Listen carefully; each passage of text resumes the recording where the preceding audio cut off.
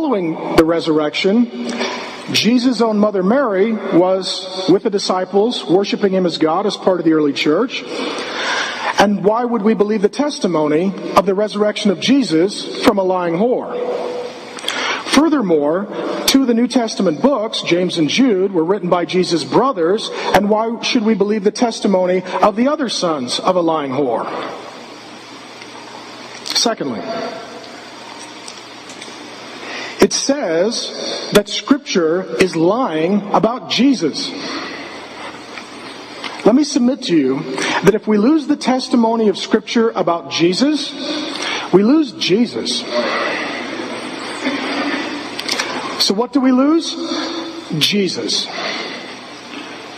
I went to public school, and even I know that Jesus is huge for Christianity.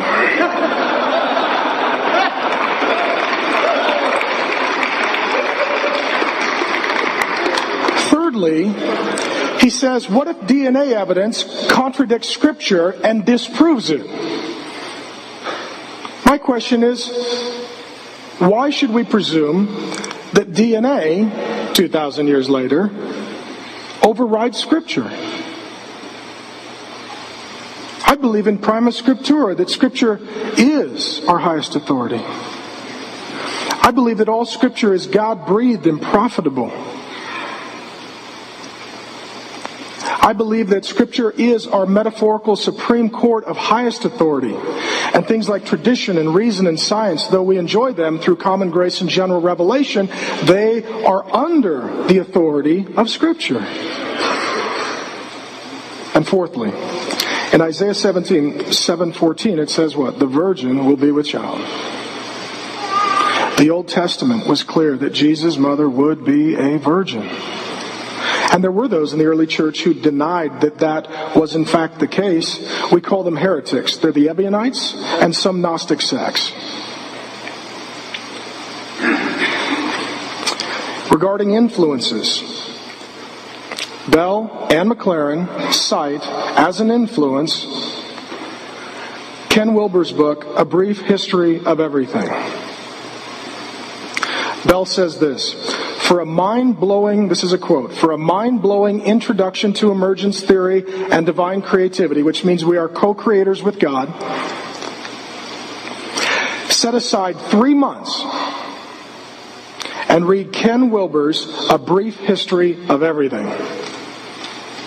What Bell says is, if you want to know what's going on, take 3 months and read Ken Wilber's book, A Brief History of Everything. Brian McLaren says this quote on page 287 of A Generous Orthodoxy, which is not orthodox and far too generous. He also has a new organization called Deep Shift, and I think somebody inadvertently put an F in there.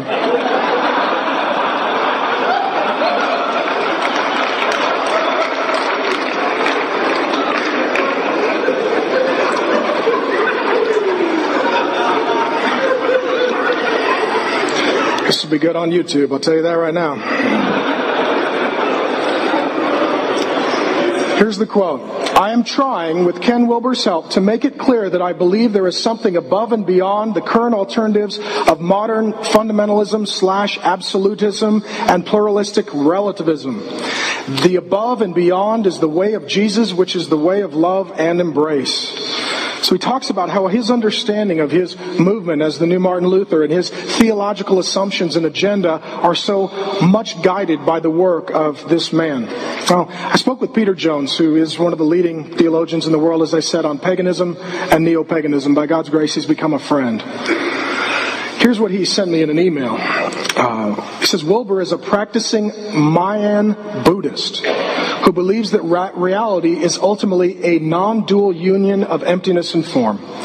He speaks of a unitary, non-dual, monistic consciousness, or what some call the Dharma of non-dual enlightenment. He is a promoter of the perennial philosophy, a term made famous by Aldous Huxley, which is a name for the religion of esoteric paganism and the great chain of being.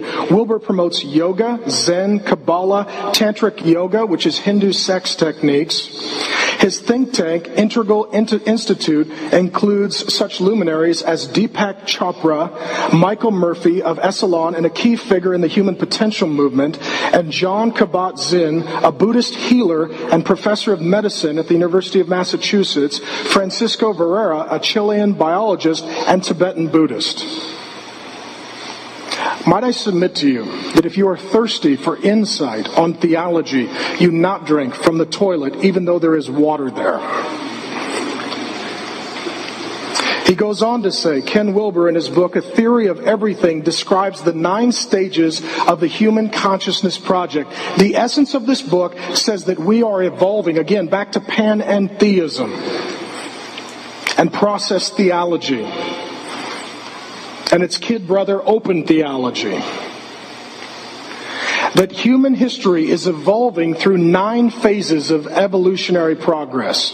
I'll give them to you. The first tier consciousness begins with the archaic instinctual. The second is magical animistic. The third is power gods or magical mythical. The fourth is the mythic order, also known as theism. So we are evolving, and our Christian faith is at level 4 in the 9 phases of evolutionary progress. Consider that. That as we have evolved beyond more primitive ways of thinking, according to this book, religion, theism, belief in God, including Christianity, is also being outgrown as we evolve into higher states of consciousness. This is absolutely consistent with New Age thinking. It is communicated in books like The Aquarian Conspiracy. It was popularized in books like The Celestine Prophecy. The 5th level is scientific achievement or enlightenment rationalism. The 6th is the sensitive self or green egalitarianism, also known as Seattle, where we believe in justification by recycling. Then there is second tier consciousness, which is point 7, integrative, 8, universal holistic, and 9, integral holonic. They say, here's what Rob Bell says. Read that book for 3 months. Brian McLaren says, thanks to this book, I have an understanding of the world and where theology is going. Apparently it's outgrowing the 4th stage of theism. There are those, as I told you at the beginning, who are evangelicals. They're just trying to be relevant. May not agree with them on everything, but there's no need to shoot them. There are those who are in the Emergent team that are revisionists and rewriting what it means to be Christian. Doug Padgett said it this way in this month's Christianity Today article. They did a feature on me. And he said, the difference between Mark and I, I'm paraphrasing, is that we are essentially telling a different story of Christianity. In addition, there is a 3rd stream that I'll call the reformers, or maybe the relevant reformed. These are the confessional, contextual, cool Calvinists. Right? That's my team. The confessional, contextual Calvinists. It's the 3rd team. Christianity Today last year said that the 2 hottest theologies in America today are Emergent and the New Reformed. And I believe Emergent is, like Judas, in the process of hanging itself.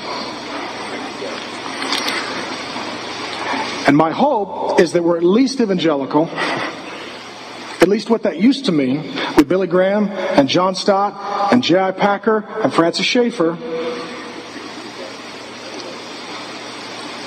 And this new reform stream, to me, has much hope. In this stream are friends of mine like Matt Chandler in Dallas, Texas, who's a great guy and a good Bible teacher and a dear friend. Took a dead and dying Baptist church, about 100 people, and he's at 4,000 4 years later.